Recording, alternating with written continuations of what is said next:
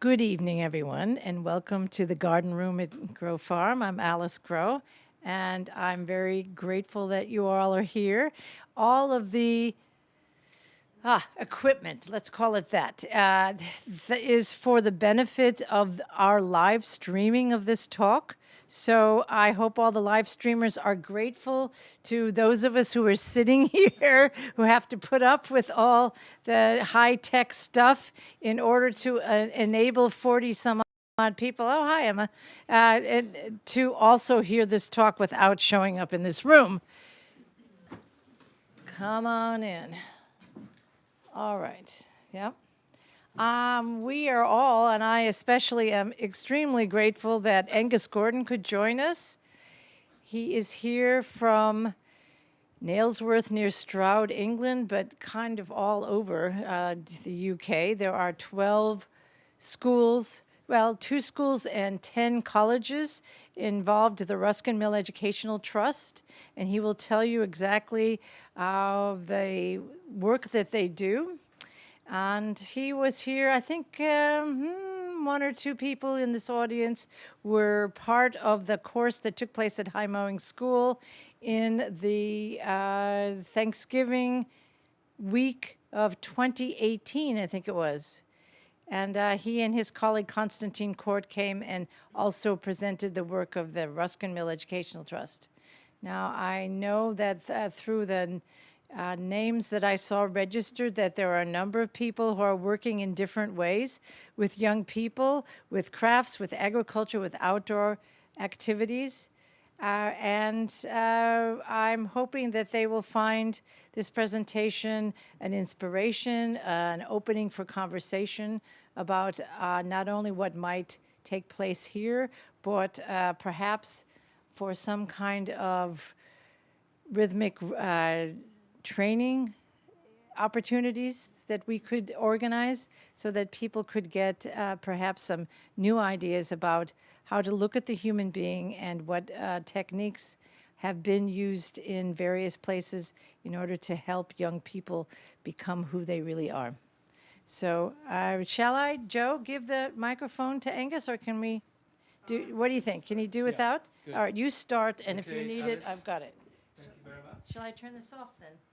No, okay. And I do owe Alice and the late Trowger Grow great gratitude. He's going to have to hold the mic. He's not Oh, sorry. B, could you close that door, the pocket door, please?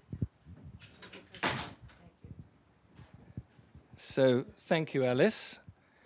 And I do owe both Alice and the late Trowger Grow deep gratitude, because traveling around, occasionally you meet individuals who've bucked the trend, and they've done something out of the ordinary that really shouldn't happen, because you need an immense amount of tenacity, even kind of genius, to be able to set what you might call non-standard projects up, even countercultural, particularly in the area of economy. And Trowger's one of those rare individuals that has deeply inspired me. And currently, I and Coventry University are sponsoring a researcher at the Ruskin Mill Field Centre to investigate and look into the organizing thought forms behind the Temple Wilton farm. And that is very inspiring. So my good colleague, Ricardo, who has the privilege of researching this as a joint project with an English university, is doing it because I'm so intrigued at the development process that both Trowger and Alice and the community here were able to find both the skills and the vision that I want some of it in Ruskin Mill. So the way I can do it is to research it. And Ruskin Mill is a very entrepreneurial organization. It has been donated hundreds and hundreds of acres over the last 30 years. And although we're doing a lot of great work at the moment, I'm not convinced that in 30 years' time, unless we research, that we will be as innovative as we are at the moment. And so what I've seen in Temple Wilton is inspiring. And Traugott said one other thing to me, which is that, you know, the community around a farm needs to see it in an entirely different way than the current economic structure. And so it becomes a kind of center of culture. And that is inspiring. Another person who inspired me was also equally innovative in that he said to me one day, think of this, Aonghus, that farms are going to be the new universities of the future. And that stuck. So one of the things I have done at Ruskin Mill is to put a research center in a biodynamic farm. And that is the seedbed of Ruskin Mill's emerging university. So I'm very grateful to be here. So I'd like to start by looking at the logo. And the logo is very simple on one level. That's the blue design at the bottom. And you'll see that it's got this very strong horizontal strike. And then right through it, you'll see a form on the left and a form on the right. And then you see a little kind of emergence. So if I now put my inspiration that I've derived from Rudolf Steiner's work, well, we have the physical world, the earth, the circumference, and then we have the life world on the left and the soul world on the right. And if you see that the soul world comes right down and just holds itself underneath the vertical sign. Now, I don't think it's going to take much effort for you to imagine what that little vertical sign is, but that's the germ of the ego, the identity of the emerging young person. And it's a free space. Any one of those young people can exit from Ruskin Mill Trust. They don't even have to give reason. They also elect to be there. And that gives us permission to engage them in some quite challenging processes, not against their will, but to foster a relationship with the key principle, which is role modeling and apprenticeship. You're an apprentice here. And we are going to role model. And if we don't, we need to know that. And they usually tell us. And it's not always comfortable. And nor should it be. So you can see this emerging vertical line, and that's what the work is, keeping that line upright. And how do we do it? It's not straightforward. Because the young people who come to the Ruskin Mill Trust fall into 3 or 4 key categories. They all require additional needs. Some of them are what you might call in the last chance saloon. Some of them are more intelligent with a higher IQ than myself. Some of them have got skills to focus their attention in such a way that they'll say, you try and help me. I will win. You can't help me. I'll break you. And they will, unless you work as a team. So they've been trained by the system, unfortunately, and they have resilience to actually keep their condition intact so that they cannot be responsible. Then you have the kind of behavior, the emotional challenges, and then you have a very interesting and new challenging pervasive condition. And I'm going to say this, and you may not like it, but in America, the autistic condition is ahead of the world. It's 1 in 54 now. And it's buried deep, pervasively through culture. It's 1 in 60 in England. It's we always try and catch up with you. Not always in the best way. And there is such controversy about the source of that problem. I'm not going to get into it. It's a completely different type of subject.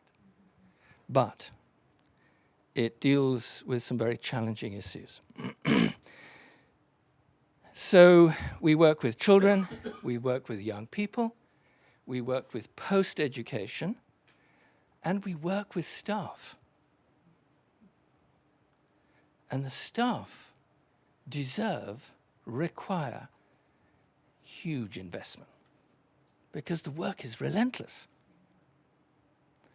So about 4% of our turnover goes into staff development. It's millions. And everybody has a personal development plan, just like the students. They have annual reviews, they have supervision.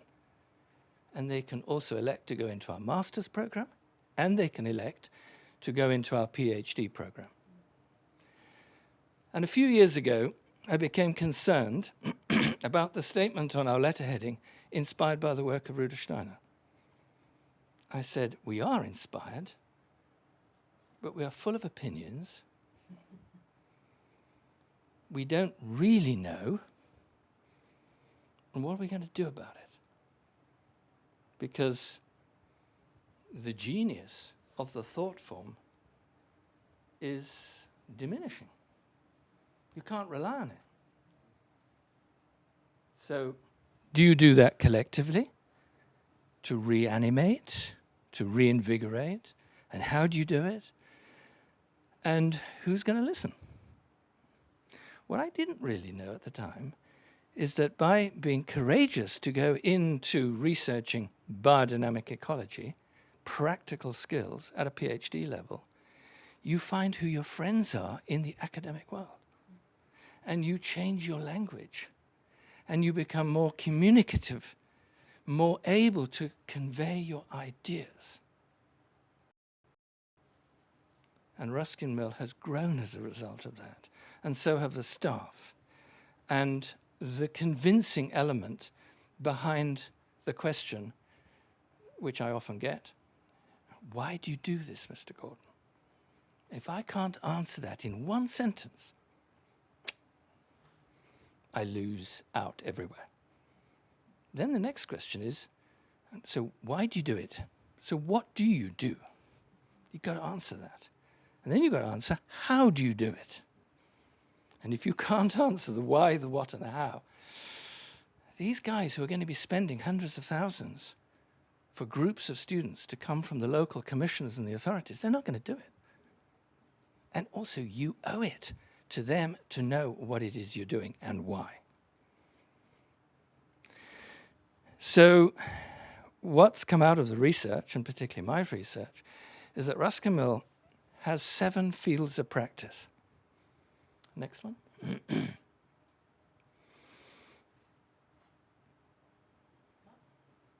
Joe, I see it on mine. Use the arrow key. Ah.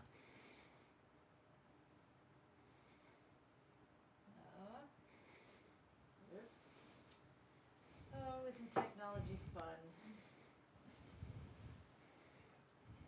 Yeah. Well,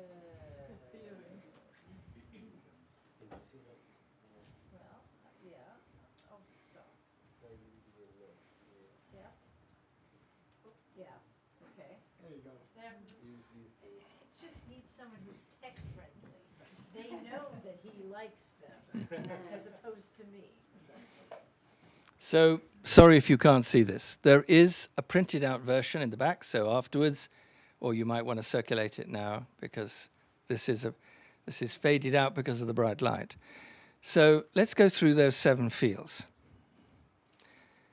The first field is the genus loci. I suspect you know what that is. It's the sense of place. So one thing that both UK and the USA are quite good at is a form of imperialism. We like to spread what we know, and we like to do it our way. And if I go to India or China, I can't believe the kind of awe that the Chinese and Indians have for the British education system. And I'm saying, be careful. I'm here to tell you another story. But I'm unlikely to convince them. They're steeped in the idea that in Britain we have a Rolls-Royce education system. It's not the case. So I say, well, you need to know where you are. Do you know where you are? Yes, we're on the Yangtze River. Let's go and find the clay. So we go down to the edge of the Yangtze River with a spade and a bucket, and we dig the clay.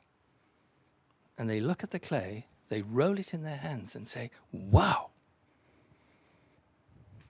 I feel at home. We've forgotten. I say, it's only 2 generations. You've forgotten? And you're the greatest pottery makers in the world? So let's make a vessel. And what's amazing is that this kind of memory of making is still absolutely living in the Chinese hand. It's not fallen asleep, even though it's doing this all day long, including when we're doing a beady stirring. Do you know what? The right hand's doing the stirring, the left hand's looking at the iPad. No. Yes. Because it is so entertaining. But they will also do the best stirring. So their hands have memory of their ancient tradition. I go to Saudi Arabia. I say to the teachers, look, your boys who've got ADHD, there's a reason for it. They still want to be camel herders.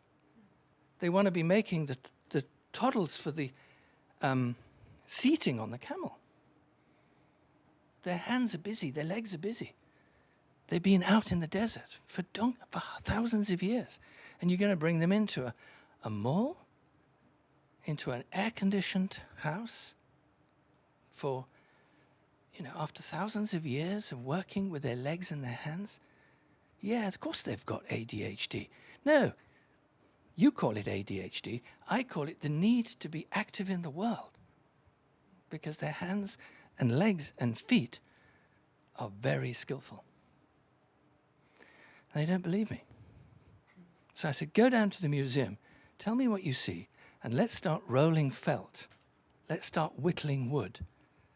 I come back the next year, and these teachers say, do you know, Mr. Gordon, it works. I said, I know. The ADH boys are whittling wood. The girls and the boys are felting camel hair, and you can name it. And they are de-escalating their anxiety, they tell me. It's extraordinary. What am I doing? I'm putting the materials that built their culture, that built their hands and brains, back in their hands. So I say, be careful about British education, because it will tell you you shouldn't do it. I'm saying you need to do it. So find your place, know where you are, take the materials, practical skills, field 2. And of course, the whole thing is underpinned by a very special lecture that Steiner gave in 1916 called The Riddle of Humanity. And there he gives indication about how the 12 senses emerge and how the 7 life processes develop. So the whole structure of the Ruskin Mill kind of pedagogy is based on the underpinning of how the 7 life processes emerge through the development of child development, and how we extend our outreach into the world through our senses. So you could say, first of all, we have to help the child constitute themselves to become an autonomous individual, so they can sustain themselves without leaning on the adult world for the rest of their life. What gives them that capacity? The autonomy of the life processes. So I'm going to be a little bit brutal here. We cost up our provision, student by student. What do we look for? The capacity for the development of life processes. If we have 3 or 4 life processes that are deeply challenged, it's going to cost more. It's as simple as that. So you can do the evaluation if you know how to actually assess life process capacity in children. And what diminishes life process capacity? Neglect, lack of nutrition, lack of love, lack of culture.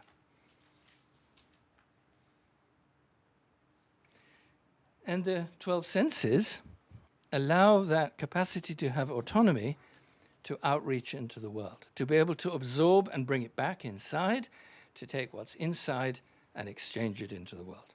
Those are the senses. And they have specific areas of function too. So we study that in field 4.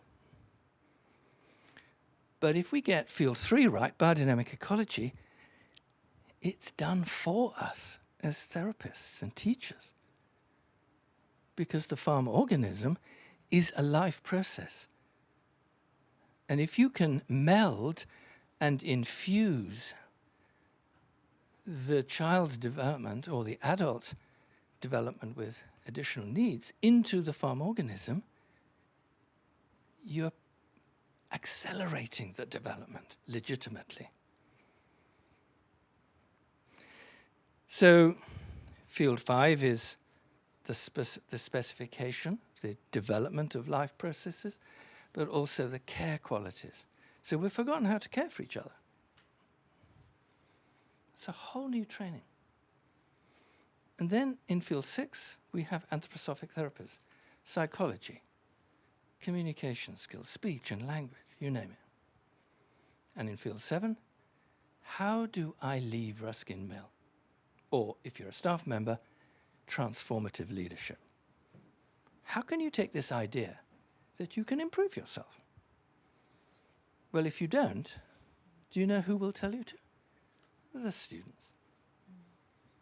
And if you ignore them, then your staff will tell you. Because you might be blocking. You might be in the way. So we have a relentless process in Ruskin Mill to enable staff to keep moving in the same way that we expect students to keep moving.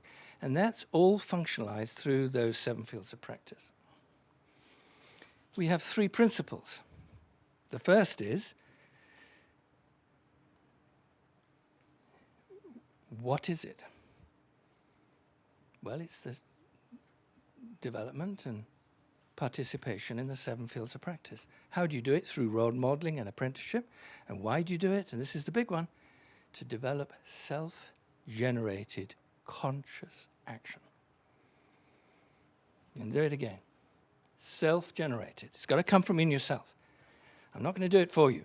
That's why it's a tough program in Ruskin Mill. We're not going to do it for you. We're going to enable you to self-generate. You're going to have to create something out of yourself. Don't forget that little line in the middle. It's got to be exercised. It's not just going to be put there. So the self has to be in performance, generate. And it's got to be conscious. How do you make it conscious? Because when you do something in the world, others will comment on it, or you'll see yourself that it's inadequate or not appropriate or could be improved. Therefore, you will change your behavior to do it better. And do you know what? Every young person wants to do something better. Doesn't matter how destructive they are, but they need to be given the chance to do it better. Self-generated conscious action. So this conscious action is the indicator that the child or the young person has arrived in the center because they're going to make the effort to redo it. That's called the apprenticeship model. Because the material world teaches you that what you've performed may and possibly could be improved. So as Dennis Klozak always said to me, Aonghus, remember, it's the material world that's the greatest teacher. I've never forgotten it. And as a potter, I just realized, of course he's right. Because as a potter, the social function and the material capacity had to meet. So I'm being commissioned by my client to produce a teapot. and it's got to work. So I have to bring a social idea to a material form, and they've got to cohere. And that's quite challenging. So first of all, I've got to become skilled in the physical world, and it doesn't lie. And then I've got to become skilled in the idea that it's got to be a teapot. And the community doesn't lie. It says, thank you, I'll buy it. Or, it drips, Angus, I don't want it. It's brutal. And you can delegate the learning process to the material and the social function, not the teacher. It's very clever. Okay, let's go on to the next one. So what does a classroom look like in Ruskin Mill? That's good. So these are teaching contexts in places. So the first one is a regular school classroom in the school system in England. The second one is a Steiner school. And the third one is a Ruskin Mill. What do you see? Yes, I've disestablished the classroom. Why did I disestablish the classroom?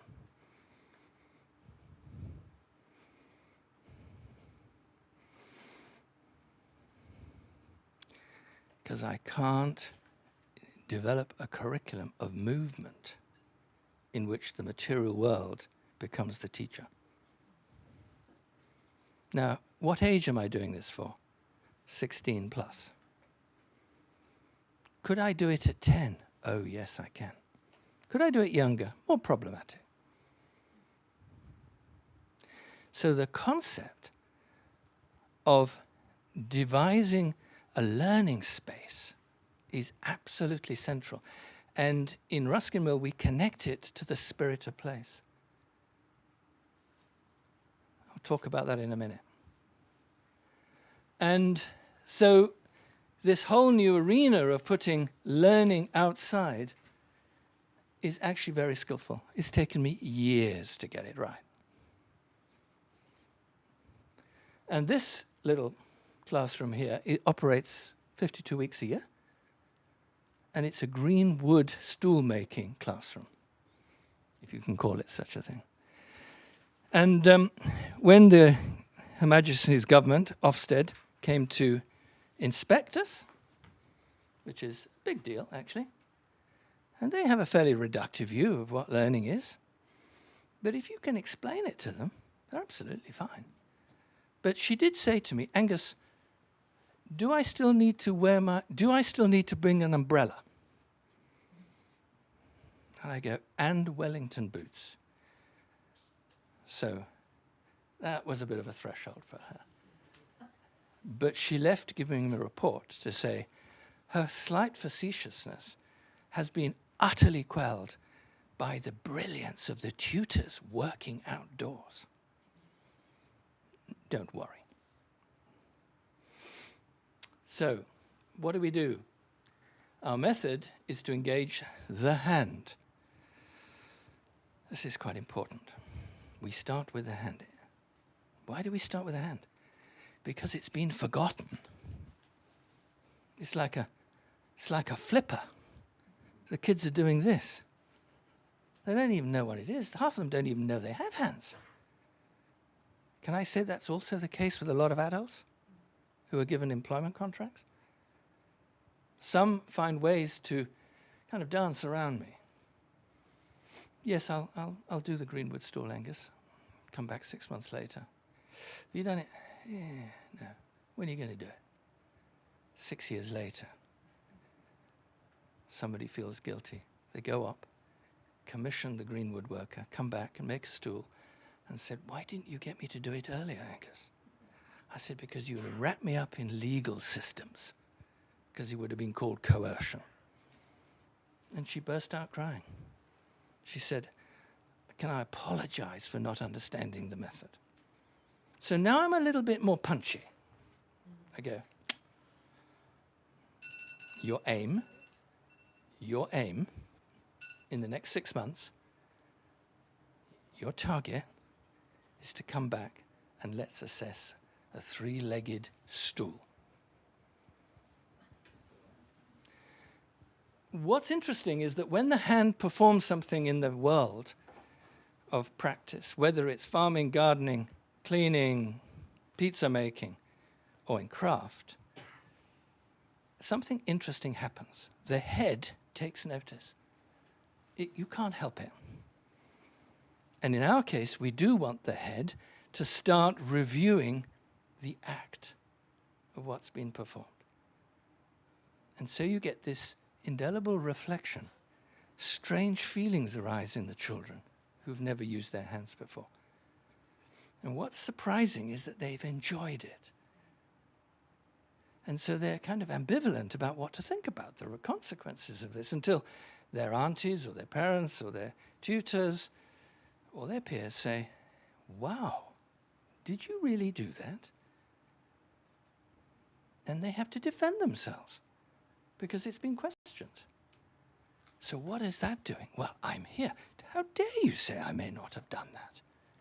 I'm developing their sense of identity, purpose, and fortitude to be in the world, to be creative. And then something even more remarkable happens. He goes home, and all the aunties and grandparents say, did you do that, Johnny? And they don't believe him. And he has to defend it again. So what am I doing?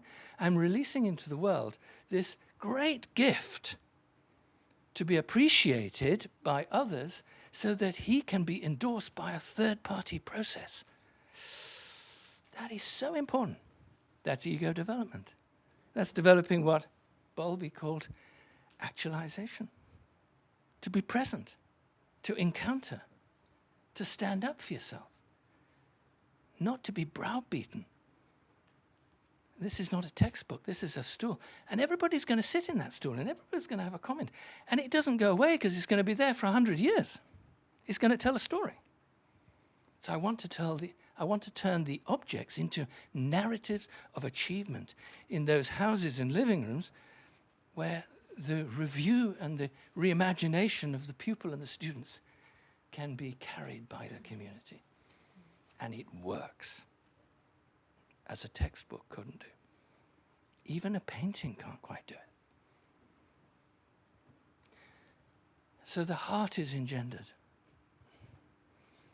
Hand, head, heart. It's interesting. And that's very conscious on our part. And then we say, place. Do you now belong?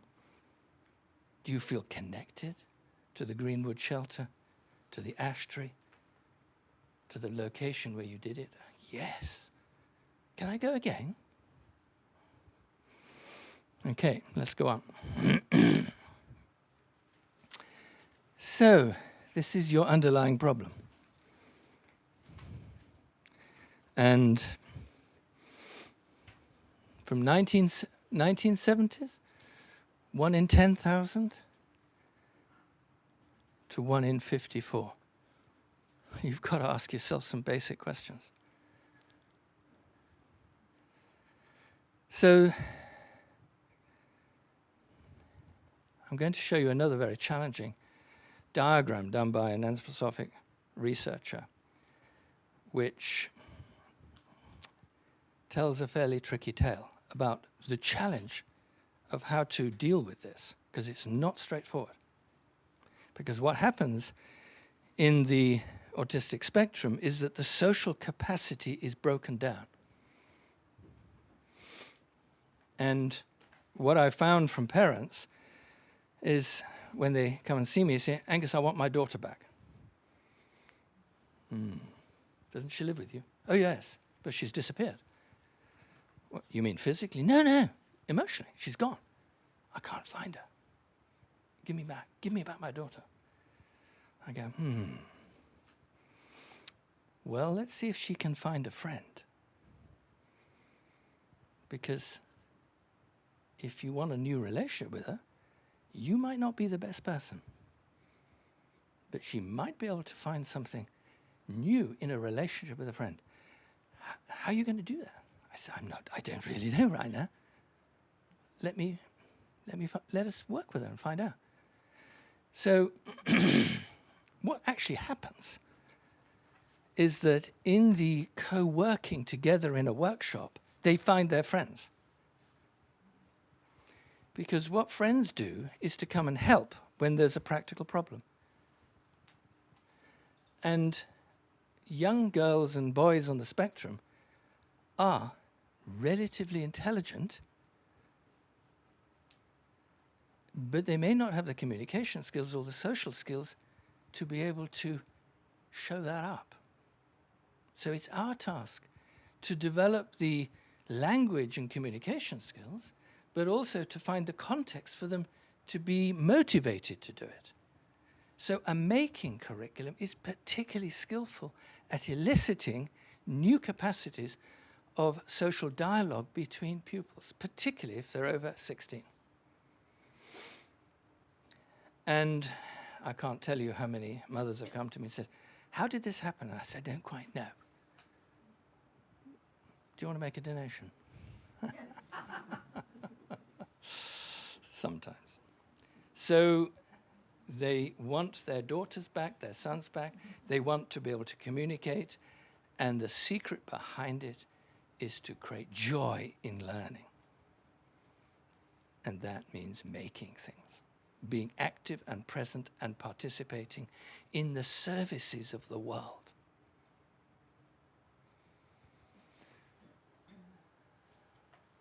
So those who've got particular challenges, difficult to relate socially, can be a lifelong challenge, connected to restricted, repetitive behavior. That's tricky. However, in craft work, restricted and repetitive behavior is part of the skill. So do you know what? They start to become skillful very quickly. And what do they receive from that? Social endorsement. "Lynn, did you cut that glass?" "Why do you wonder?" she might say. "Of course I've cut that glass." And the master cutter will then come to me and say, "Aonghus, you told me they may be better than me in 6 months. I've been here 30 years. She's as good." I say, "Yeah, but it's moving a disability into perception." "Did she really learn this?" I tell you, "No, it was already there." "Really?" I said, "Yes. It's part of what I call the genus loci of the community, because all her ancestors were glass cutters. So suddenly it's shown up, but in an autistic context. The trouble is, can you get her to do anything else? Can you get her to talk about it? Will she sell it? Can she part with it? So some extraordinary things can happen. And so that is how you cut into this relentless growth. And it's exhausting, complex, and costly. Let's go on. So I'm now going back to some really primary principles. There is another remarkable lecture in Anthroposophy and Science, and this was given in 21, thank you.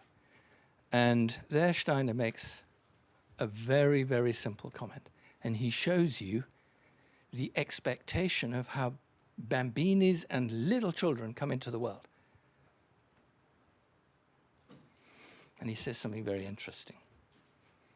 The first thing that needs to happen is that the gaze of the child goes into the world.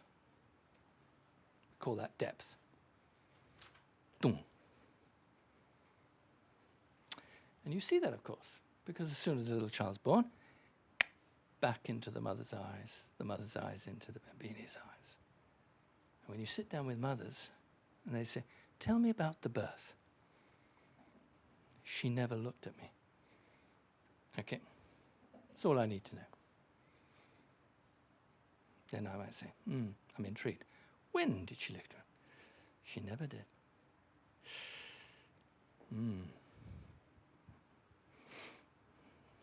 "When did she put out her arms to grasp things?" "She doesn't." When did she learn to walk? 3. That's all I need to know. Because depth, grasp, step either have been delayed or hasn't really happened. And if it doesn't happen, especially in depth, we've got some fairly serious issues. So my way of entering into the assessment process is really a 5-minute conversation with the mother. Now, I don't do that anymore because I do other things. So, but what Steiner's done is to show you the sequence of the development process in stepping into space. And it becomes even more critical because the development of depth, which is the foundation for perception, can only take place if it's connected to left and right. So depth requires left and right. My left and right eye need to go from depth into focus. Otherwise, it remains as gaze. And if you want to remain as gaze, you're not participating, you're not here. So what's not really here? The eye.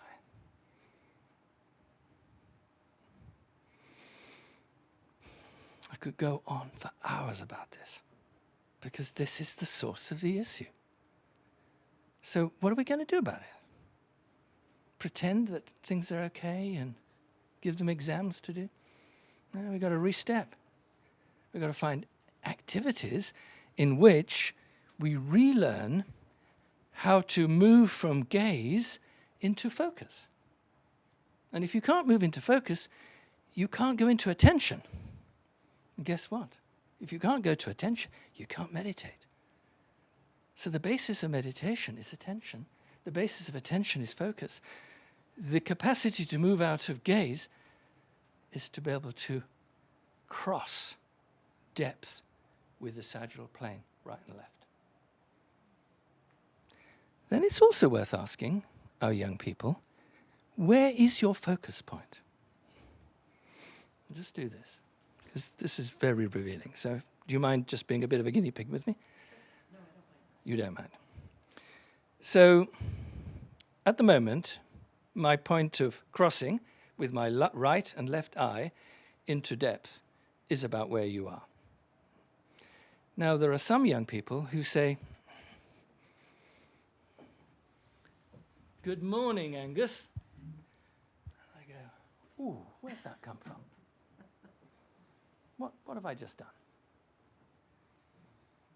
My focus point is here. That's not normal. But why am I doing it? How do I move that social relationship back to normality? Well, if you want to talk about it, you'll never achieve it.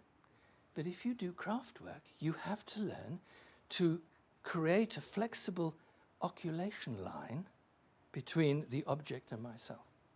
Because at different processes in the making or the doing, you have to become flexible about where you cross to find focus.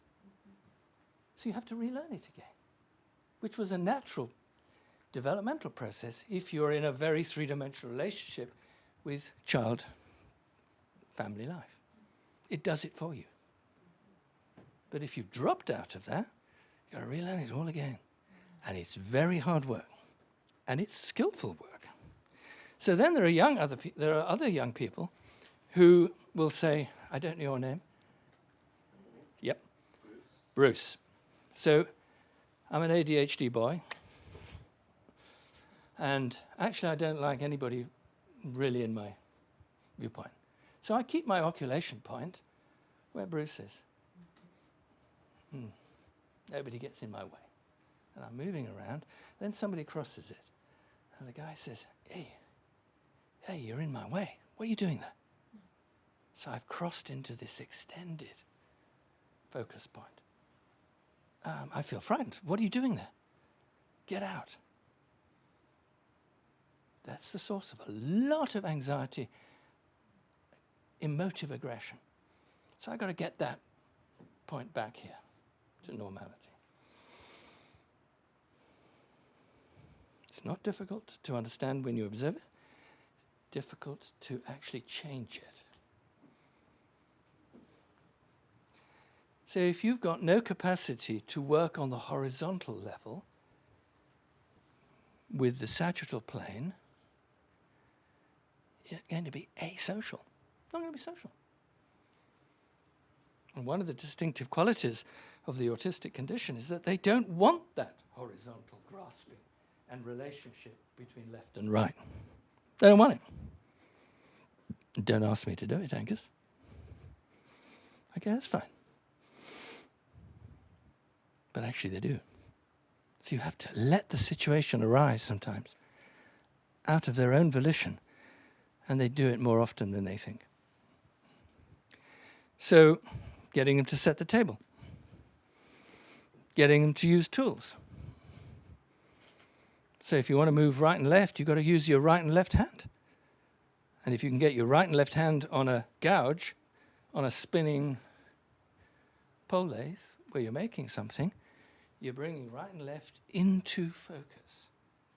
Do you see what I'm doing? I'm reinculturating the social context. First you do it by hands. First it has to be formed physically. Then it has to be done socially. What is the social act of that? Giving the object away. Giving the pizza away. Selling the pizza. All these simple things. They're re-stepping these profound losses. I'm going to have to move on. Let's go to the next slide. This is tricky. So, this is work done by Heinz Müller-Wiedemann, and it's a description that in the autistic spectrum, the I, the self-actualization, is not engaged. It's outside. And I'll give you a good example of it. So I'm walking down the lake, Ruskin College, and there's this great guy called Jonathan. He's been around about a year. He's got beautiful kind of angelic curly hair. He's walking on the tips of his toes. Happy, smiling. Oh, hi, Aonghus. Do you know I'm getting married tomorrow? I go, Jonathan, wonderful. Who's the lucky girl? Oh, well, Aonghus, I haven't met her yet. I mean, that's why I work at Ruskin Mill. That is just unbelievable, isn't it? So where's he? On the tip of that line, at the top, looking down. No reality sense, but a most beautiful human being. I mean, he couldn't have a negative thought in the world. So what's my job? Chop wood, split a tree, get a saw, work together. Boom, boom, boom, boom. And he won't be interested in rejecting that. He just hasn't had the chance. But it's not going to be easy. Now, if you then say this pervasive rise of the spectrum condition is linked to the disassociation of I-ness into the constellation, particularly the life force, the etheric, as Steiner called it, and the soul force, the astral, then you're very, very vulnerable because you're up for coercion. You can't resist. You become obstreperous, pedantic. You reject because you're so fearful.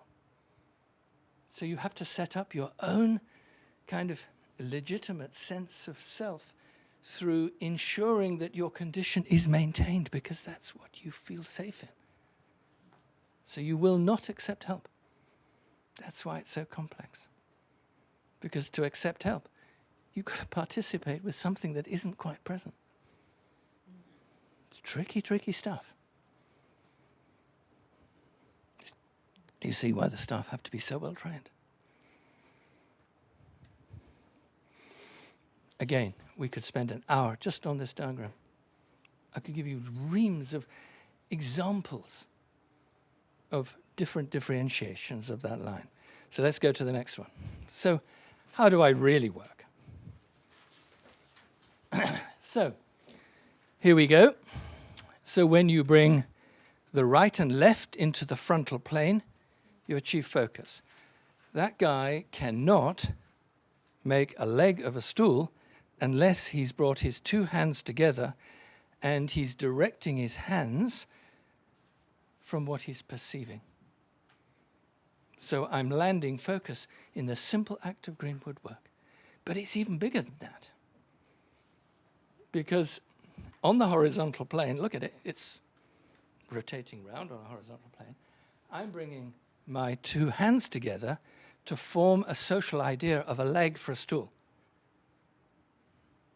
So I'm doing grasp. So to grasp a new idea about yourself, which means the ego is coming in, you first of all have to perform it in the physical realm. You can't do it in the social realm until you've performed it in the physical realm. You already know that in children's drawings, if they haven't gone through the 3 early stages, they can't go on.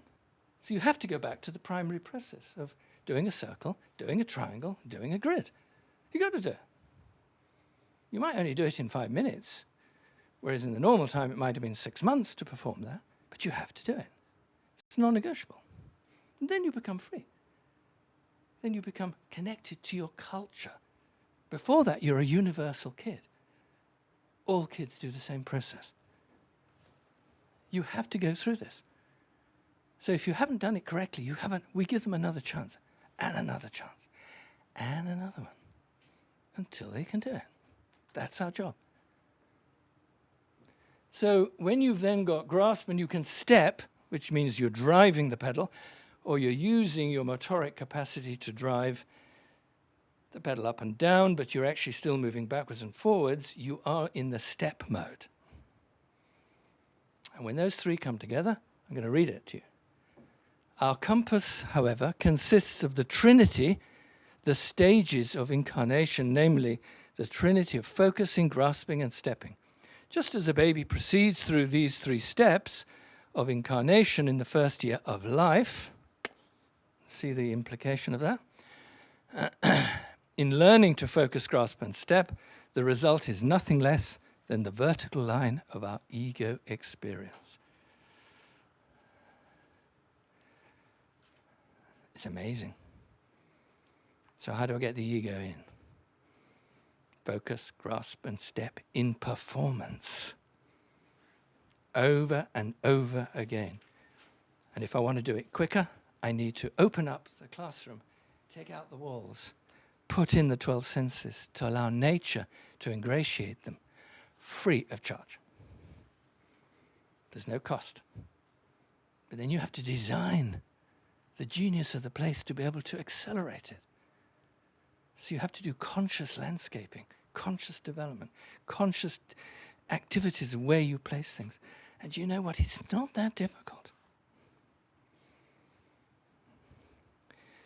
Let's go on. So what does Rudolf Steiner say about the I? It's worth hearing this.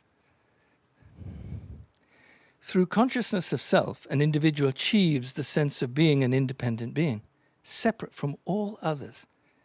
As I, by I, a person means the total experience of his, her being as body and soul. This I is the self of each human being. We are justified seeing the I as our true being, and may therefore describe body and soul as the garments in which we live. We can only call ourselves an I. Never can the name I reach my ears from outside when it refers to me. Only from within, only through itself, can the soul refer to itself as I. Okay, now I'm going to say a really tricky statement. There are techniques of intervention, and I won't name them, in which to achieve results of behavior management, the I is a conscious decision to leave out in the relationship of training. In other words, you train human beings as dogs. And it's based on a reward system. Because you don't call the eye, because the eye is going to individuate. It's not going to conform. So the eye is a problem if you want to train the autistic spectrum into submission. It's getting rather popular. And I'm hoping to research PST to put there as a choice for parents. You have a choice. You don't need to go down that path. Because what you'll do in 5 years is come back to me and say, I want my daughter back. Well, you might not be lucky this time. Okay, so next one. This is interesting. So I want to say a little bit more about how do we use the place? How does high mowing use the place it's in? And I'm now going to say for the medicine of the children. Because it should be. And Ita Wigman had something very interesting to say, that all education and all therapeutic education needs to see geographic context as the medicine in which children can develop.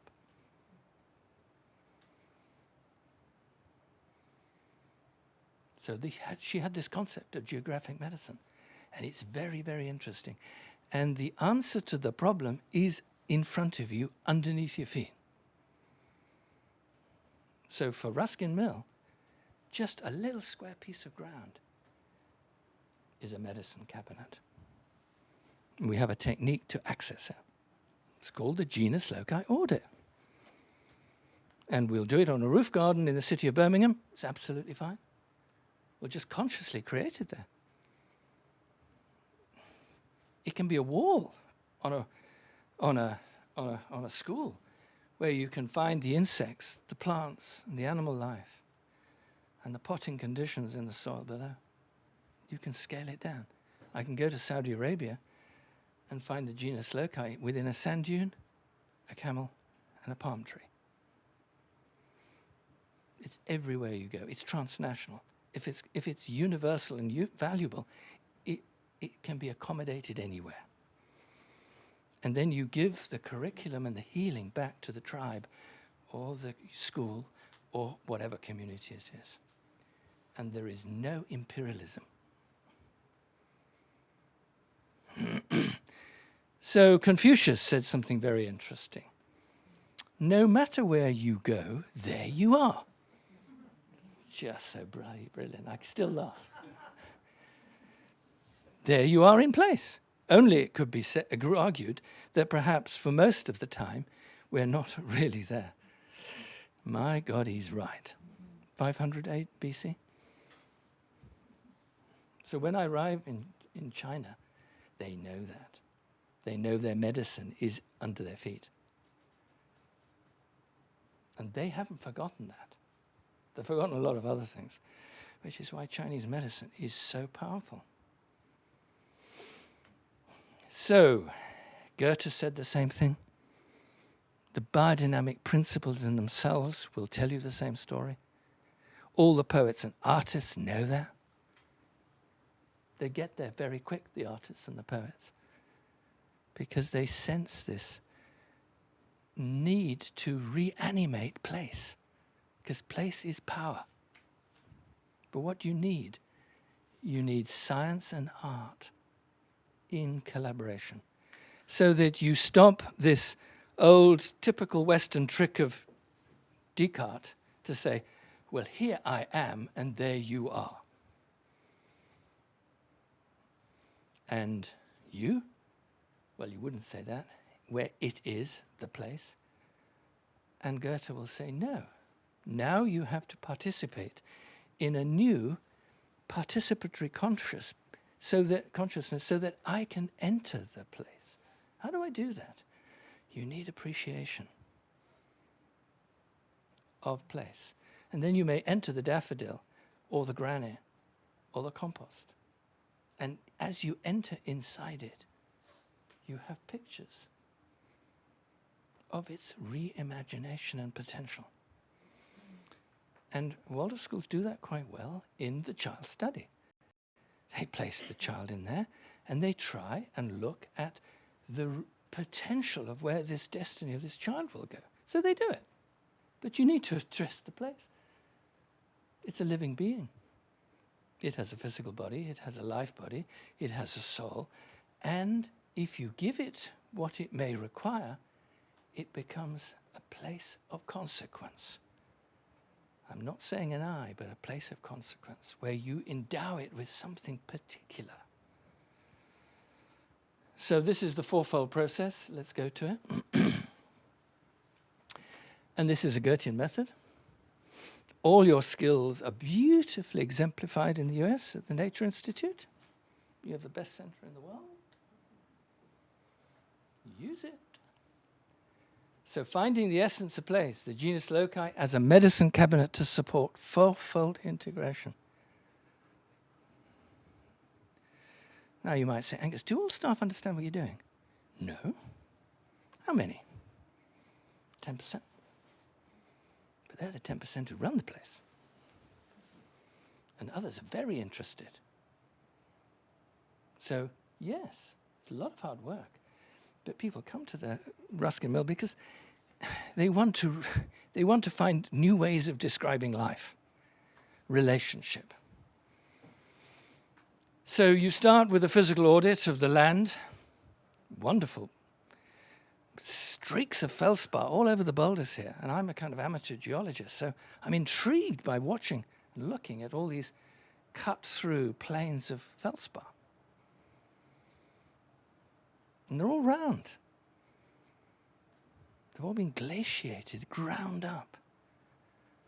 Beautiful boulders. Then I see them in the walls. They don't really work in walls. Then I look at the plants. And I was out with the team yesterday looking at the animals. And I'm looking at, so what were the pioneers doing? Cutting these fields out of these incredibly regenerative forests. Remarkable. I get a real sense of what may be possible, what may not be possible. How do I put that into the pedagogy medicine cabinet? Particularly for those young people who don't want to participate in the 10,000 hours of desk sitting, which is the average school period. So I'm going to do a physical assessment, and I'm going to reintegrate it. Then I'm going to have to find its essence, find a name. Can I name the being? Can I have permission to recreate you? That's interesting. It doesn't answer back verbally, but it does, because the choreography of events show up. Things happen when you endow it with consciousness from human beings about what you could become. What am I doing? I'm doing nothing other than what the first people of America did.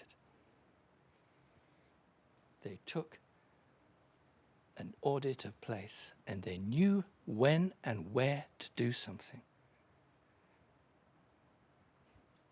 because they were inside the being of place.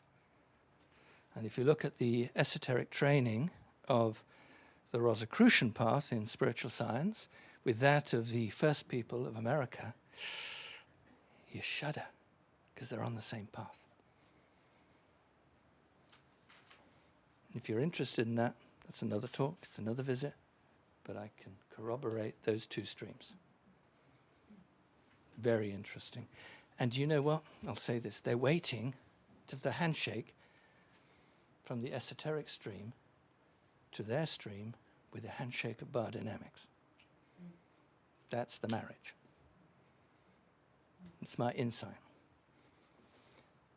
Okay, so here you have the pot, and then you actually, the vessel, you've separated, you reconnect, you find the essence, You name it, you ask permission.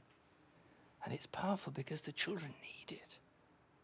They want something new for those who wish to continue their learning in a three-dimensional kinesthetic context.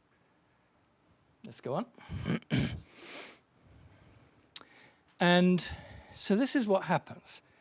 So you place your landscape, you place the craft, and then you look at the dialogue between the landscape being the provider, the biodynamic ecology, as we call it in Ruskin Mill, and how the farmer provides something greater than just production of food. He's producing food, or she, but the farmer in Ruskin Mill is also producing the term called growing land, growing people. And in that dialogue of growing land, growing people, they're also facilitating the primary source of the materials for the craft activity. Because if you want to work with the spectrum condition, which likes to separate out and not get involved and kind of fractalize everything, one of the most remarkable experiences for some of my Asperger boys, although we don't call them that anymore, was to take a pair of clippers and go to the hedgerow and find the materials for their willow basket. So I say to the farmer, will you grow a hedge, please, so that I can have access for the basket maker to be able to provide the hedgerow basket in February when there's no color. And yet the 7 colors are in the hedgerow, but they have to be found, cut.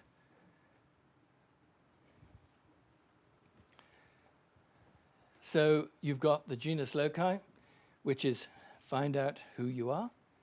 You've got practical skills on field 2 on the right.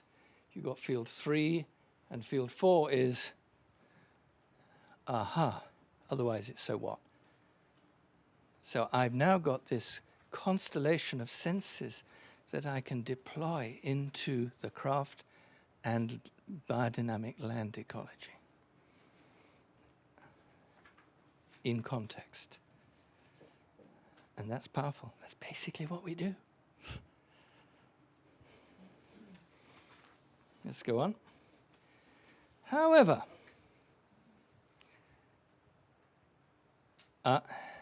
no, we missed one, I think. 12. There we go. So, now, I call this precision gardening. Who would this be for? This is for the spectrum condition. This is so utterly organized, it's like a circuit board. And so it should be.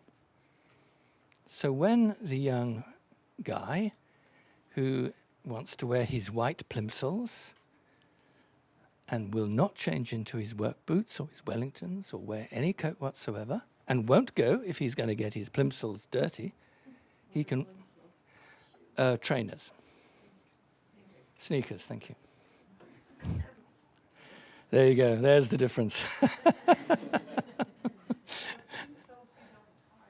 Oh, you don't tie? Okay. So they're white and they're not going to get dirty. So they can walk down paved surfaces. And they can just take something and just prick it out. That's hugely successful. And then they see all sorts of young people called apprentices working on their hands and knees. And they'll go, I'm not doing that. Why won't they do that? Because to touch the earth and kneel, that's something sacred, isn't it? Well, I'm not going there. So the indifference has to be overcome. So what you'll find over time is that they'll slowly get down onto their hands and knees. Because it's tiring always being up here trying to pull things up. So biodynamics may be considered the interaction between the natural world, universe, and human consciousness. Nature changes how it acts. It makes nature unnatural. This is Dennis. So one of my first talks to the beady apprentices in Ruskin Mill is, be careful. Do you know what you're going to be doing? You're going to turn nature even more unnatural than she is right now. But you're going to do it infused with a consciousness in which everything comes back together again. Because you know, through entering the being of the place and the subject matter, how it may wish to be to achieve something new. And they go, wow, what an idea. Where's that from? So that's Steiner. And they go, God, I've got to find out more. And I said, if you don't, you're going to leave it to the geneticists, because they'll do it. They're doing it in a different way. You can do it in a moral, ethical way. Okay, let's go on. Okay, I go into the natural world as a participatory observer rather than a spectator observer. I mentioned that. To become a seer, to have imaginations. Owen Barfield called this a new participatory consciousness. Now let's do something on seeing. So one of the tasks of certain leaders in Ruskin Mill is to be able to see things before they happen. So you can train yourself to see things. All teachers are good at it. If they're not, their lives are going to get tricky. So they're preemptive in understanding what may come to pass. And that means having a kind of imaginal accuracy. So those people who've got imaginal accuracy are called mages. They're mages. They were always termed mages. Because they have an image. Because they see pictures. Imagine, mage, image. And if you're really skilled at it, as some of the shamans were, you become the magician. Imagine, magician. It's all part of the route. It depends what you want to do with it. Can you see into the future? Can you see the picture potential? Can you reimagine nature? Can you imagine it so that it actually might create something entirely new? And what did Steiner want? Food that already had capacity to give I-ness to the human being. You've got to have a picture of what that looks like. It doesn't exist. But what a new, wonderful project that is. And who needs it more than anybody else? The autistic spectrum.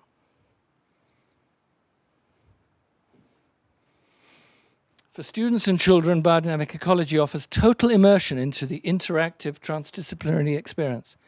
Consciously constructed and therapeutically designed, the farmer-gardener role models human will that is moved from the personal into the universal. Yeah, what an incredible idea, that the farmer's footprint is not personal on the land, because it's connected to a cosmological idea. And just think about what that means. That my personalization has been liberated to become universal and world, informed by a cosmic idea. So the food is liberated of personal projection, economic necessity. That's why Traugott was ahead of his time. Right. I think this insight from Rudolf Steiner, I'm going to leave you to read, but it's about nimble fingers, nimble minds. And I've, in slide 14, let's go back to those two. Yep, I'm not going to go through this because we're running out of time.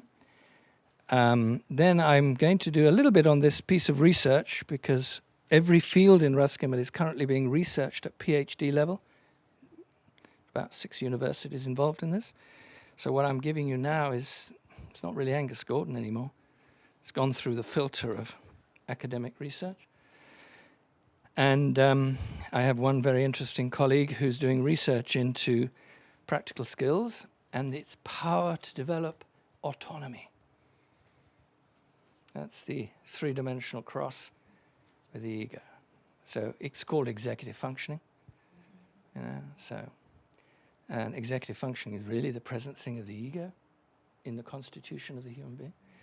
And he's being able to kind of legitimize everything about Waldorf practical skills education through this research. And I've left you some of his highlights from his research, but I'm going to over it. And I want to now take you to how do you prescribe PSD, Field 3 biodynamic ecology, and Field 2 practical skills. Let's go on. Yep. Here we are. Okay. So I've got, I'll give you an example. Okay, my mobile phone goes. There's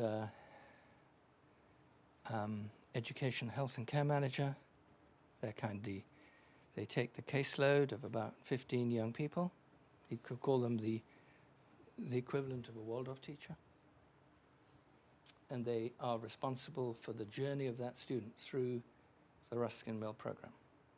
And they know everything about the student. I get a phone call. And the phone call is about a young boy who is kicking and breaking glass. And I said, where is he doing it?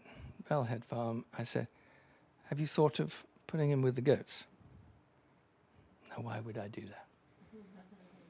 Well, you're all laughing, so you know. Can you imagine a pedagogical opportunity of a farm that can provide me with the countermeasure of kick and smash? Butting. So what did the goat do? It came up to that young boy. Do you mind being my test case? And with its horns, it went, and he jumped. And he said, he wasn't quite sure whether he liked it or whether he was going to kick the goat. Do you know, he liked it? Because the goat was giving him affection in the way he liked it, which is a kind of aggressive outburst in the shin. And he wouldn't stop. The goat went for him. And it was so funny, because he'd just been doing that against the wall and smashing the glass. So the goat provided a refuge and civilized the antisocial behavior. Now, what's extraordinary about goats, and this is why I like Goethean phenomenology, is that if you really study things and you go inside the goat, wow, what a journey. Because what you'll find is that the front of the goat is in utter contrast to the back of the goat. So one moment, you got an aggressive outburst, and the next moment, you got to have an empathetic outburst. Because if you're going to take that milk, look at it. What kind of condition are you going to be in? The reverse of the front of the goat. So the goat can do two things at once. Provide an opportunity to be assailed by a kind of pummeling of a kind of mini form of aggression. Nothing dangerous, otherwise I wouldn't be able to do it. And then at the back, you can say, oh, Daniel, look, the goat needs milking. What about that greenwood stool you made? Where is that? Well, bring it in tomorrow. Let's have another goat milking the goats. And here's milking the goats. So what have I done? I've used the adolescent characteristic of an animal called oppositional defiance and found an entry point for those who were not able to find entry points in their behavior management. And it works over and over again. The goat is the most incredible animal for the process of civilizing the adolescent journey. And it starts now at 10 years of old, and it can go on to 25. So why do we keep goats? Behavior management. The farmer will be horrified if I say that. I said, but we're growing land, growing people. Can you please ensure the right type of goat? Because they've got to be kind and sweet and gentle, but they can't be passive. They've got to butt the shin of those boys and girls. Right. And then we're going to shear. So, by the way, they're making goat's cheese. Then we shear. And the journey of the fleece is to the slipper. And those slippers are a test for the incarnation process of where I am in myself. Because if you are a really present slipper maker, your felt will be like leather. And if you're hovering outside, it's so fluffy that it will fall apart when you try and put it on. So what are you trying to do? You're trying to get a kind of mediation between kind of air fluff to tight leather-like fleece. Now, there are three things our students make. One from the animal kingdom, the slippers, one from the plant kingdom, the stool, and one from the mineral kingdom, the hook. So, and the hook, the stool, and the slipper are motifs to learn to come home. What do I mean by that? I open the door, I hang my coat, I change my shoes, I put my slippers on, and I come in and sit on my stool. And it works. How do I get them home? Because they don't know what it means. And when the hook and the slipper and the stool are in line, everybody in the home says thank you.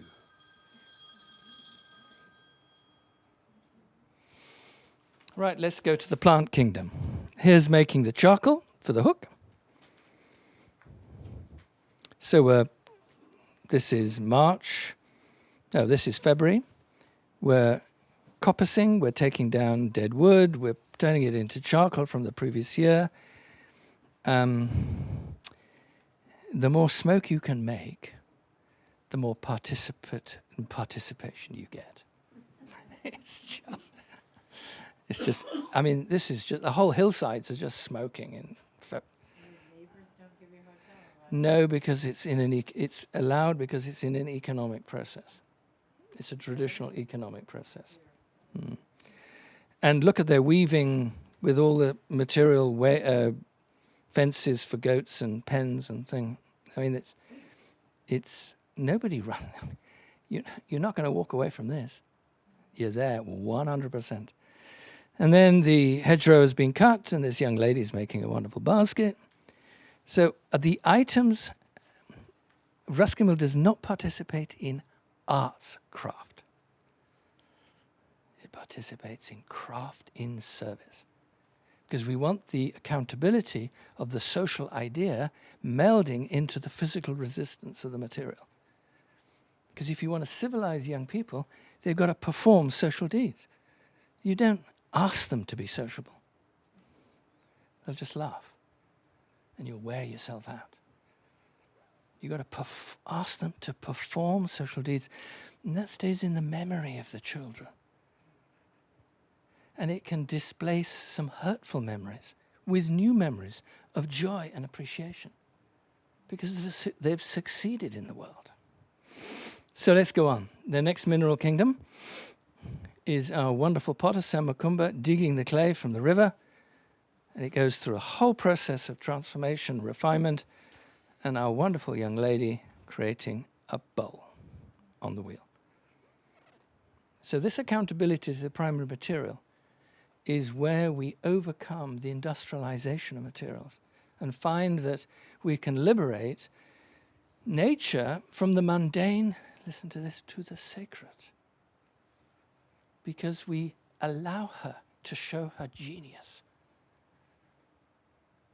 And we reconnect our gratitude back to the modernity of clay, of a hedge, of a bit of fleece.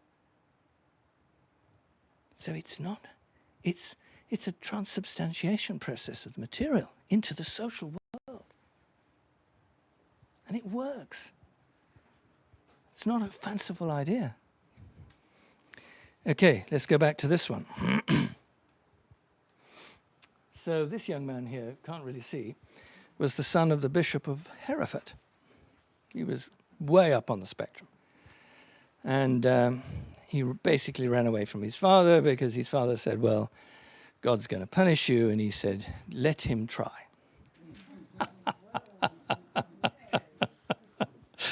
And when I heard that, I said, I want to work with this young man. So guess what? He found himself as a glassblower. And because he was smart, fairly well educated, he said, Aonghus, I'm a creator. I go, go on. He said, well, look, I'm taking this melted rock and I'm putting it at the end of my rod and I'm blowing into it. I'm creating a human being. I go, what? Yes. Look, watch. And he created this kind of little embryo at the end of his rod. And he said, I'm gonna give it to you. And it was just amazing. Now, I then thought, but he actually he said something to me which was amazing. Because in occult science, if you're interested, it starts with warmth, goes to light, and ends up in movement. And he went through that absolute ritual, mercilessly skillful. Warmth, light, movement. And he had a little embryo. I'll leave you to think through. That guy was a genius. He shouldn't have been at Ruskinville. So what's he doing? Look at this. In a glass blowing process, you are exercising the highest level of dexterity in the interaction of the three planes of space, so that the fourth rod, the axis of all three meeting, which can be called the ego, as Koenig said, is present.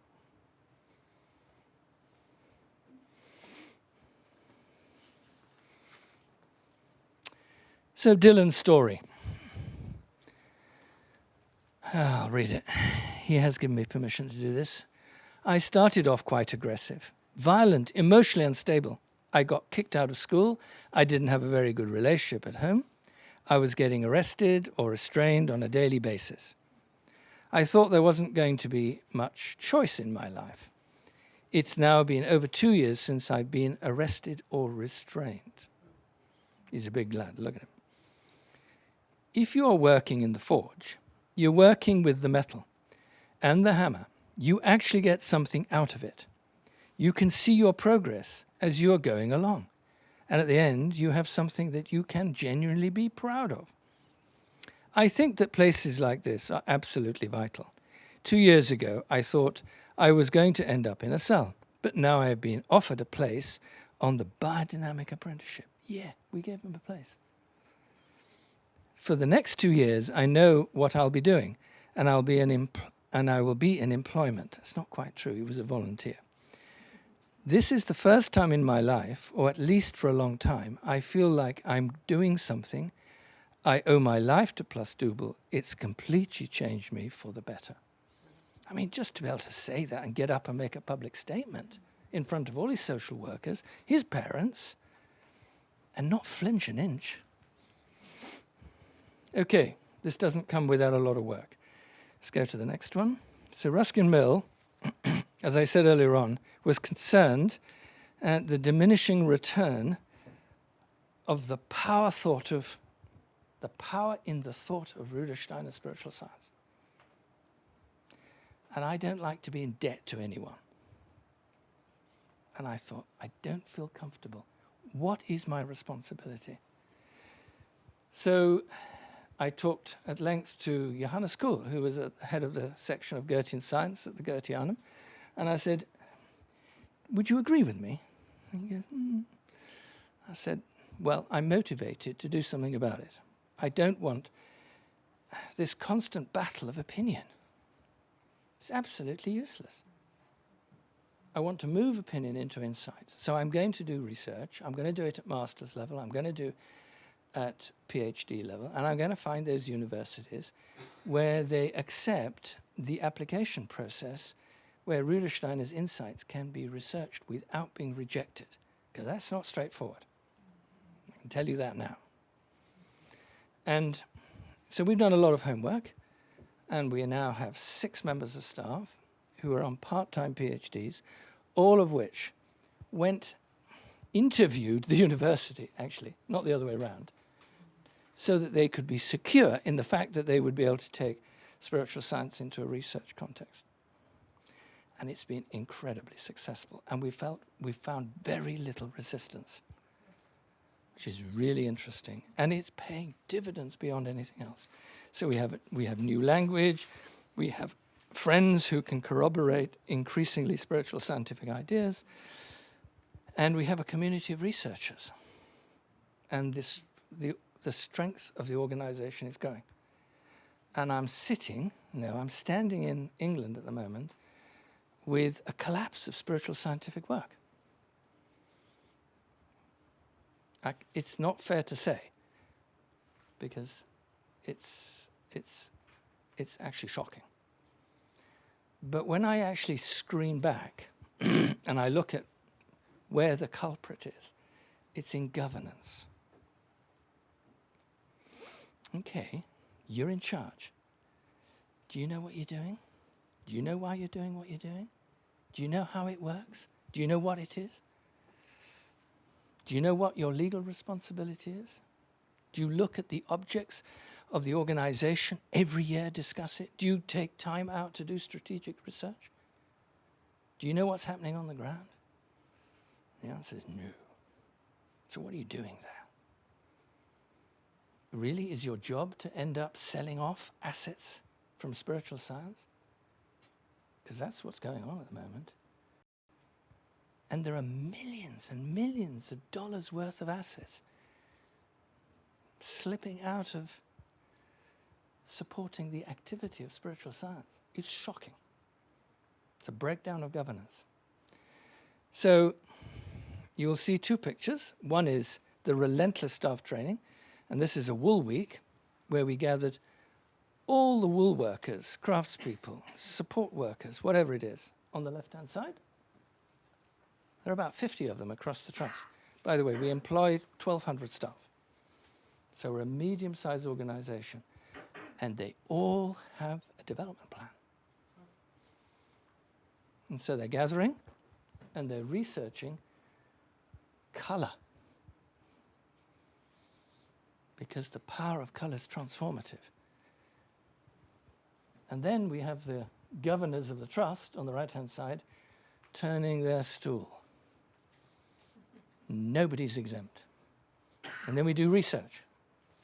And the question that they have to take away is not what did you do to the wood, but what did the wood do to you? Let's go on.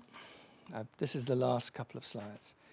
So, what kind of organization do we really want to live in? And we've got a pass model. It's very effective. Ruskin uses it. I make no bones. Every year I'm elected to the capstone of that triangle. It's not a given. So, could lose my job in the next summer when I'm put up for supervision. And there is no way out at Ruskin Mill. That's how we do things. We have to have exacting transparency and accountability. We're working with $50, $60 million worth of public money. There's no room for error. And so, how do we mitigate that? We have a relentless development process for staff. That's the circle. So we underdraw it. And we know that in a consensus model like our local food cooperative called Essential, who's been going 25 years, every week they deliver organic food to the Ruskin Mill Cafe. On time. Never failed once. It's a cooperative. It's stunningly successful. And nobody has power over anybody else. They don't work with human beings. They work with food that doesn't answer back. So I've decided to put that model of the circle in which everybody's voice is equal. We're not there yet. However, it's something to aspire to. So what I've tried to do in my kind of inner meditative life is to say, and how do we resolve that? This has been really hard work. So what I've shown you is my morphology. And I go to a process in which whatever threefold model I end up with, if I don't account for it to be situated in context, it's not going to work. So I end up in a fourfold model, because I can't operate a threefold model in this context if I'm going to be true to every single situation. And so I've now put in the governance structure. Let's go to the next one. And spiritual scientific research has to be the first requirement. If you don't do it, you'll be ejected. And then we have a separation between operation and land holdings. It's absolutely critical, because in not doing it, you have takeovers, because you always have takeovers. You just got to accept it. The question is, be ready for it. Deal with it. But you can limit the interest in the takeover by disenfranchising the asset from the operation. Take it out. Put it in trust. Lease it back. Give it. Lease it so that there's no financial exchange. Decommission the value, because that's where the poison is for those who want to requisition. If you don't, you will eventually lose it. And so Ruskin Mill's done this mercilessly. So the operation can never get hold of a most invaluable tool called the land and property. And it's there in perpetuity for children, young people, who require additional needs out of the work of Rudolf Steiner. You can't steal it. So then you put the governance of the charitable objects in the middle, because that's what you're accountable. It's the most powerful tool. And you need to read them regularly. You need to understand them. Get your lawyer in, get your accountant in, look at the implication of what it means to get it wrong. And then you have a leadership team. Then you have a civil service, which we call the conscious administration of the trust. So it can perform the expectations of the children, the parents, the commissioners, and the staff. It's completely transparent. And it's rooted in place. Thank you very much. Click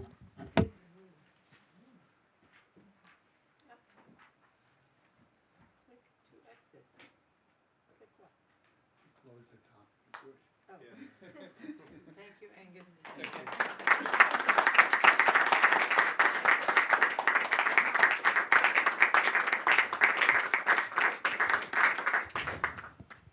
So it's a bit late. Yeah. Should we 20 leave to questions 9. for tomorrow? So the idea was that if there are people who are interested in specifically talking about creating something, either training or a model here in southern New Hampshire, that we could meet tomorrow at 10 o'clock. Those who want to come in person are welcome, but if, let me put it on the board, if I do that. Do I need that? Yeah, I guess I do. All right. If you would like, I'm happy to send out a Zoom link. So we'll try and do a hybrid, which is difficult, but it's definitely possible. That's an O, sorry. grow.alice@gmail.com. If you would like a Zoom link to a meeting on Saturday, that's tomorrow, at 10 a.m., send me an email, and I will make sure you get the Zoom link. And if anybody who would like to come in person, they're welcome to come back here. So you probably won't spend a lot of time with questions tonight. I don't know how you feel. I'm happy, but I also know that. All right, well, we'll do it for a little while. Yeah, we'll do it for a little while, but then, yeah, clarifying questions. Yeah. But talking about what we might do together, for those who are interested. That's tomorrow. That's tomorrow. Okay?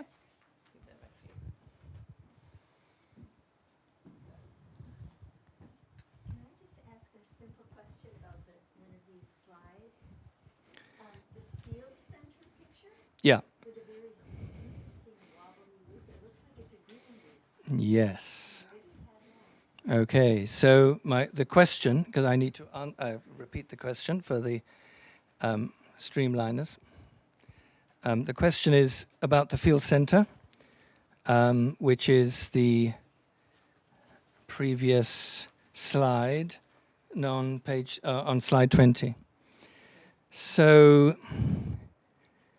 dear, how do I say this? So, the field center has been born out of an imagination which was sown by Maria Schindler in her book called Cosmic Europe. And I'm interested in the destiny of the British because they had a signature at one point, cosmologically, being under the sign of the eagle. Scanning, looking down. But they had talents. They had a beak. And I would say we misused it. It's called the Industrial Revolution and the supremacy culture that associated with that. And the Industrial Revolution is like the death of the eagle and the rise of the scorpion.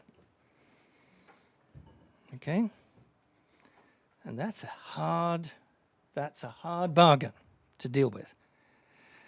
Now, what are the signatures of the green roots for that the scorpion is coming under review? Well, there are many interesting social initiatives. So I operate in this third domain in the UK called the third sector. It's not governmental. It's not local authority. But I broker a kind of inadequacy between governmental kind of strategic elements in special needs and the need for the local communities who are elected to find new solutions. So I position Ruskin Mill as a resource for central government and local government to use. And that third sector is alive and well in the UK. It's invested by the government into billions of pounds. And it's very entrepreneurial, and it's liberated. And it can do a lot of very interesting things. And I would say that's where the redemption of the scorpion is showing up. And she then gives, Maria Schindler, the picture that the transformation of the scorpion is the dove. You need love. You need empathy. You need devotion. And so if you looked down from the top, you'll see the wings of a dove with the eye of the eagle. You can see it at the top. So I work, so people say, are you an arrogant bugger, aren't you? And I go, no, I have a task, and I know what it is, and I have a picture of how you can do it. And I went to a Steiner school, because they gave me the pictures. What? They gave me the pictures of how to work. And so the field center is in a biodynamic farm at Ruskin Mill, and it's our research hub. And it's one of two others, one in Scotland and one in Wales, and we call it the Golden Triangle. What are we researching? The use of phenomenology to crack problems. And if you want to crack a problem, start working with autistic young people, because they provide you with the greatest resistance to crack into the greatest opportunities of transformation. And that's the work. So that's the field center. So it's linked into two other field centers.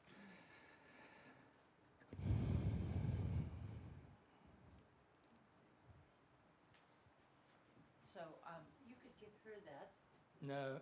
Yes.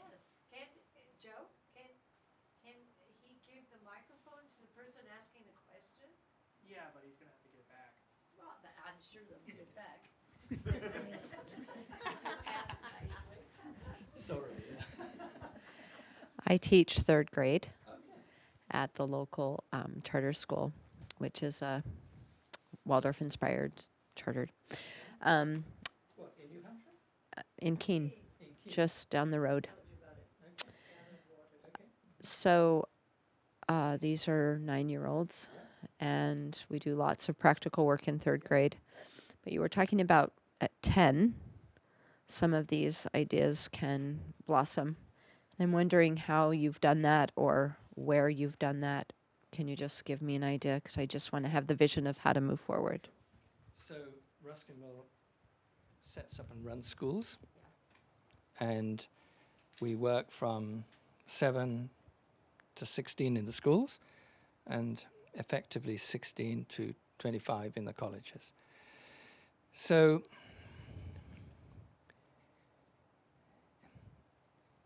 the idea of decommissioning, the constraint of formal classroom structure, is both challenging and skillful and transformational if you get it right.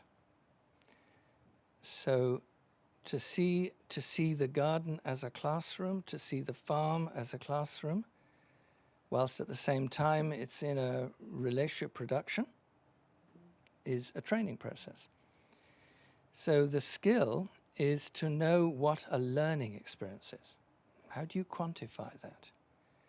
And if you can translate activity into a learning experience, then all teaching could be done outside, provided you have the management systems. So planning is critical, class size is critical, and Ruskin Mill is a little bit privileged in that you would probably not take more than 6 young people outside with 1 teacher and a support person. So that's about the ratio. It could even be higher. So provided you understand my answer to be that privileged, and possibly why it works, but the reason it's that high in terms of a teaching ratio is that you've got huge issues of health and safety, safeguarding, and the lot that all goes along with that. So if you want to increase that, then it's really down to you to be able to demonstrate to the structure of the school and the accountability of the school that you know how to capture that experience and place it as evidence in a context that everybody and the parents and the local authorities agree that it's successful. And we have 1 or 2 incredibly skillful people in every school who supports the teachers to know when they're taking the young people outside how to capture those qualities into learning contexts. Most of it, a lot of it, is about writing it up and understanding what you're doing. But it's skillful work. So my view is that 60% of a child's experience should be done outside. That's radical.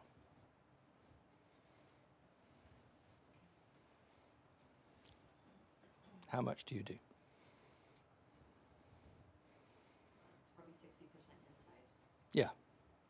If you're doing 40%, you're very successful. Let me tell you that. Because I'm very committed. And because it's third grade. And because we're in third grade, yeah. Yeah. Yeah. It's very good. That, even what I do is, when you talk about skill and effort, and it's a lot. It's huge. It's huge. You should write a book. A manual. I need a little more experience. Okay. But don't forget to do it. Okay. I'm a great believer on commissioning time out of tutors, craftspeople, storytellers, pizza makers, whatever. And they come into the field center and they're given 4 hours a week. Write down what you're doing.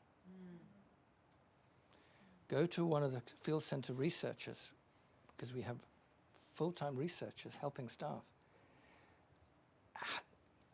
to know how to ask the question once you've written it down so that you can draw it out as an insight. That's skillful work.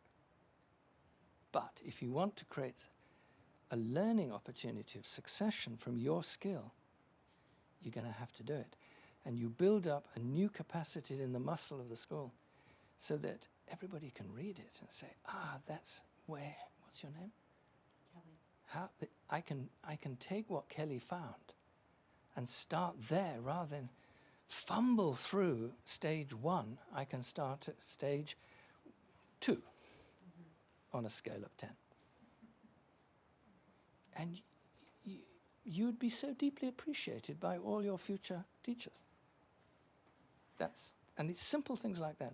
The other thing is, if you don't, this is where it gets tricky for me, then the academic comes in and does it for you. And you've been disenfranchised, but the practitioner's been disenfranchised because they abstract it, and it becomes more or less useless and just sits there. So for the future to thrive, the practitioner has to step out of their comfort zone and move into a reflective practice. Now, there's something that the Anglo-Saxon culture has gifted science, academic research, which is action research. It's really American, English, Scandinavian. And when I go to some of my German friends, they said, Angus, that's not research. I go, okay, let's leave the conversation. So there's a structure by which you can put yourself under surveillance and know what it is you're doing. And if you can do collaborative action research, you've then got the ideal method to research spiritual science. It is phenomenal what can come out. So Ruskin Mill is an action research community. That's where the circle shows up. And the insights are pouring out. Some of them are in the field center research. There's actually the reason I talked about the goats. Do you want to just put that up? There's an article on the goats. Anything that's on the table you can take. I need a goat. I used to have goats. I know what goats do. Brilliant. I know how to milk them. Okay, any more questions? Well, Thank you so much. I'm very pleased to be here. I'd like to thank you, Alice, and the late Trauger Grow. I'm actually in the slipstream of some of his formative thoughts, and it's deeply inspirational to be close to those formative thoughts. So just for fun, anybody here going to come tomorrow at 10?